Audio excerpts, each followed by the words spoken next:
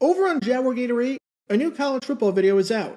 In this video, we talk about a bizarre controversy involving East Carolina during the 2002 season, and how they ticked off every high school in the state of North Carolina. Click the card in the upper right corner to watch. And now, on with our feature presentation. On January 8, 1983, Lambeau Field was an absolute madhouse.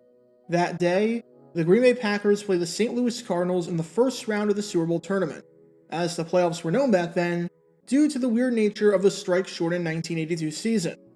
And the Packers won convincingly, taking it by a final score of 41-16, in a game that never, not for one bit, felt close. However, when people remember that game today more than 40 years later, they don't remember what happened during the 60 minutes of gameplay, but rather, what happened afterwards. Because after the game, you had one of the worst and most unruly moments in the long and storied history of Lambeau Field. Because that's when fans stormed the field and got on there to celebrate the victory. You had the goalposts being torn down, which was a problem, seeing as there was a chance that the Packers would have a home game the next week, and finding goalposts isn't exactly the easiest thing in the world to do on short notice. You had over 7,000 fans ripping up the field, fans getting into fistfights and being tackled, and a bunch of people getting arrested, among other things. The incident was so bad that legislation was passed immediately after the game so that nothing like this would ever happen again. If you want to learn more about how chaotic the fans were on that day, you can do so by clicking the card on the upper right corner. So you would think after all the preventative measures taken by the Packers to prevent fans from getting on the field after a big playoff win, that this would never happen again, right? You think that the 1982 first round game against the Cardinals would be the last time that a fan got on the field to celebrate their Packers winning in the playoffs. However, that's where you'd be wrong. Kind of. Because this story today is about a fan who got on the field after watching the Packers make it to the Super Bowl, although not in the way that you might expect. Because following the 1996 NFC Championship, one set of fans stormed the field, if you want to call it that, and it drew national attention. And this is the story behind one of the most heartwarming stories in the history of the NFC Championship and in the history of Lambeau Field. Before I talk about the actions of the fan in question, we need some context to understand how the game itself was going, because without the game itself and the outcome of the game, none of this happens in the first place. It's January 12, 1997, and we have the NFC Championship over at Lambeau Field in Green Bay between the Carolina Panthers and the Green Bay Packers. The stakes for this one are simple. The winner moves on to Super Bowl XXXI down in New Orleans, where they'll play whoever wins the AFC Championship later that night between the Jacksonville Jaguars and New England Patriots. And the loser goes home, coming up just one game short of football's biggest stage.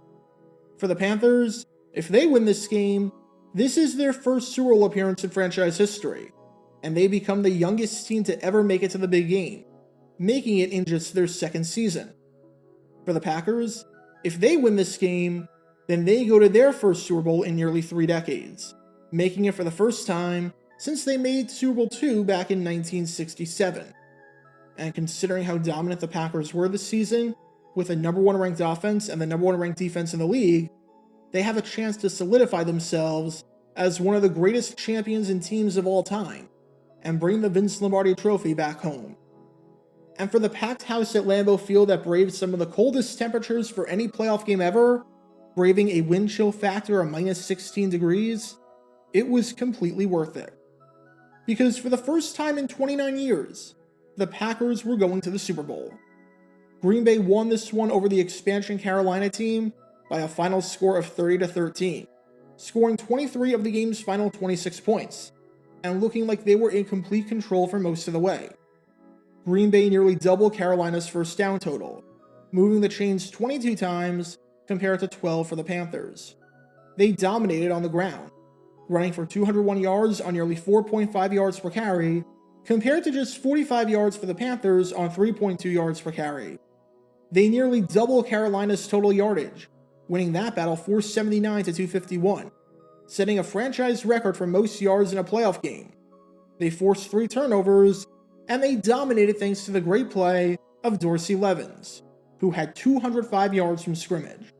As a side note, to learn more about the great career of Levens, click the card in the upper right corner. The Packers were heavily favored to win this one, entering as 12-point favorites, and they delivered and then some, as especially in the second half, it looked like the Panthers didn't even belong on the same field. With that, when the final whistle sounded, the celebration was on. And while there was obviously a ton of excitement around Lambeau Field, everyone was confined to their seats. Unlike the jubilation felt after winning their first round game against the Cardinals 14 years before, there would be no storming of the field. It was a big point of emphasis for security all around the NFL that season. Heck, at the NFC Championship over in Foxborough, as Lieutenant Martin Fay, the commander of the Foxborough Barracks, said on the preparation they were going through for this game, "Part of our problem is to keep the fans off the field.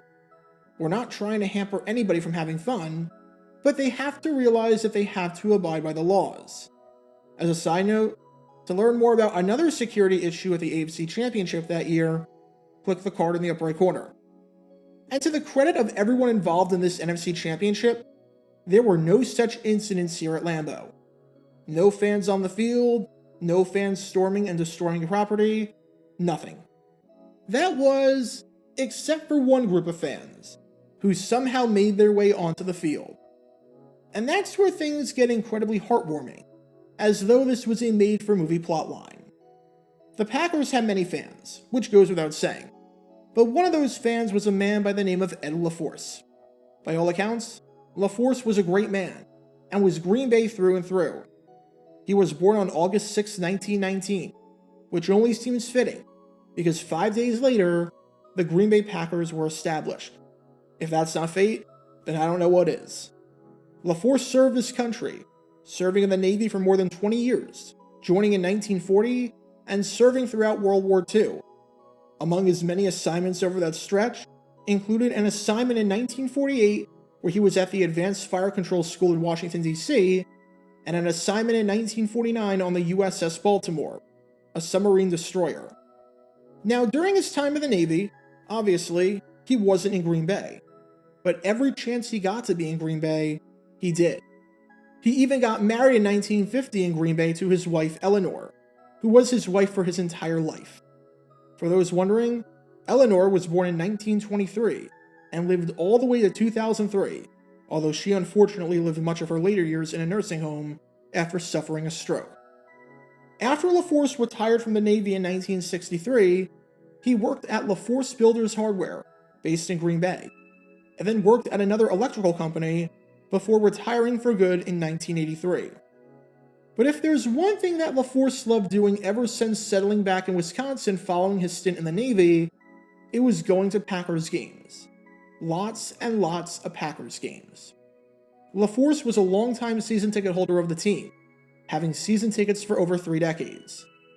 If you could use 3 things to describe LaForce, odds are people close to him would say that he was a great family man, he served his country well, and he was a die-hard Packers fan. Heck, he was even at the Ice Bowl, braving the brutal minus 15-degree temperatures and minus 48-degree wind chill factor as he watched his Packers win the NFL championship and advance to the Super Bowl. Any Packers game that he could go to, you could bet your bottom dollar that he was there.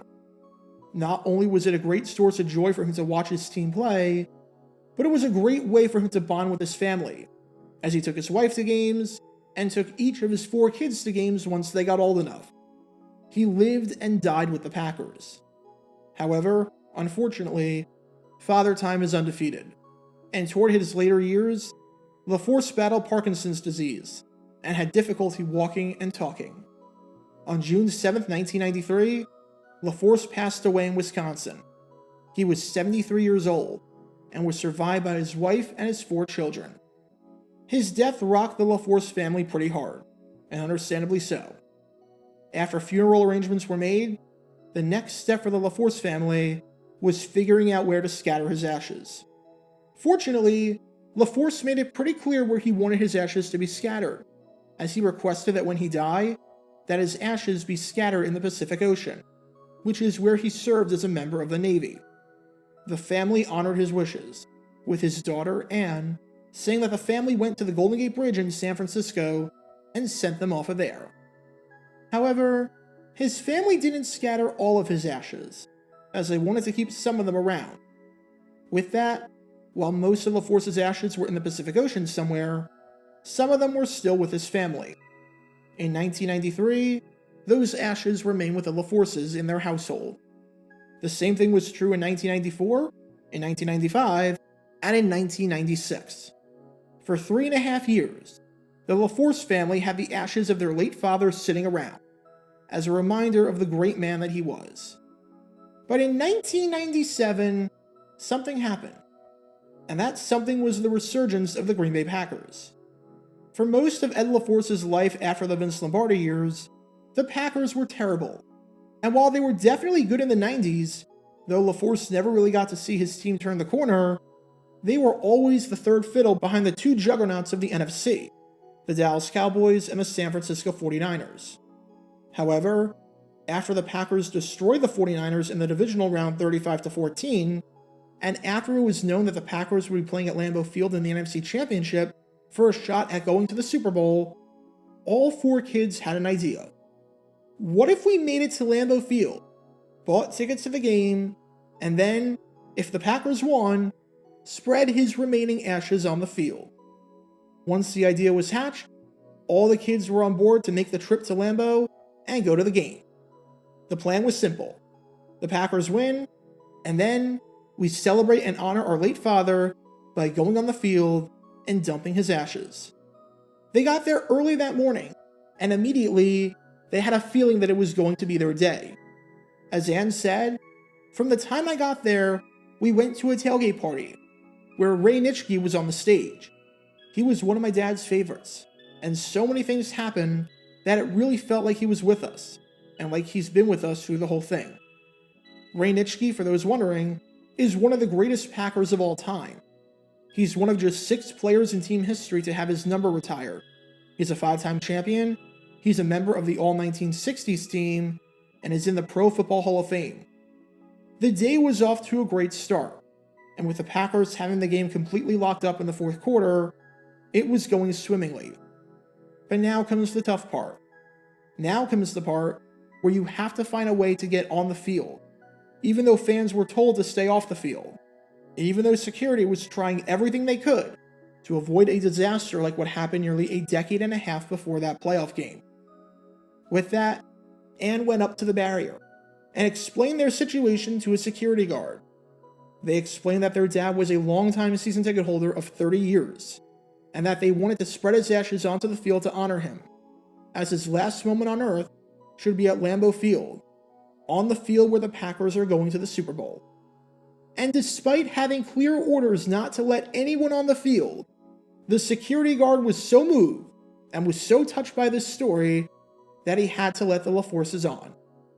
The security guard told them that while he couldn't let them on the field right away because too much was going on, and because that could potentially cause a madhouse of a scene if you let some fans on the field, seeing as other fans are watching and don't know the backstory, and now they think they can go on the field, and it just starts a domino effect. The guard told them that after a few minutes, once everything calmed down a bit, he would lead them on the field so that they could honor their father. And after the game, they got on the field, with Anne scattering the ashes in the south end zone of Lambeau Field, where Ed LaForce remains to this day. This photo you're seeing is that moment captured by a photographer. As LaForce said afterwards, even though this was understandably tough to talk about, our happiest moments of him are going to Packer games with him, or watching Packer games with him. I know my dad would absolutely love this idea. Somewhere, he knows this is going on. No, there would be no more ashes present with LaForce, but those ashes were now spread in what felt like her father's second home, as he would forever be immortalized with the Green Bay Packers and Lambeau Field. Truly heartwarming stuff. And 2 weeks later, the Packers would finish the deal, winning Super Bowl XXXI and winning their first title in 29 years. This one was for Ed. The Packers made it to the Super Bowl with their win over the Carolina Panthers in front of an official crowd of 60,126. but in reality, there were 60,127 fans in the stadium on that day. Because Ed LaForce, even though he had been dead for nearly 4 years, got to see his team play one last time, and was watching them from up above. Get your official Jaguar Gator 9 merchandise by going to jg9shop.com, and be sure to like this video, ring the notification bell, and subscribe down below if you haven't already, as it helps the channel out a lot. And be sure to check out Twitch every Wednesday night at 9 p.m. Eastern for your chance to play NFL trivia and win cash prizes. Link in the description below. If you want to see videos like this condensed down to 60 seconds, then follow me on TikTok at Jaguar Gator 9. To see college football videos, subscribe to Jaguar Gator 8. To see highlight videos of players throughout the history of the NFL, subscribe to JG9 Highlights. Also, special thanks to all of our Patreon supporters for helping out the channel. Your support is greatly appreciated. So you can become a patron and request future video topics in the description below.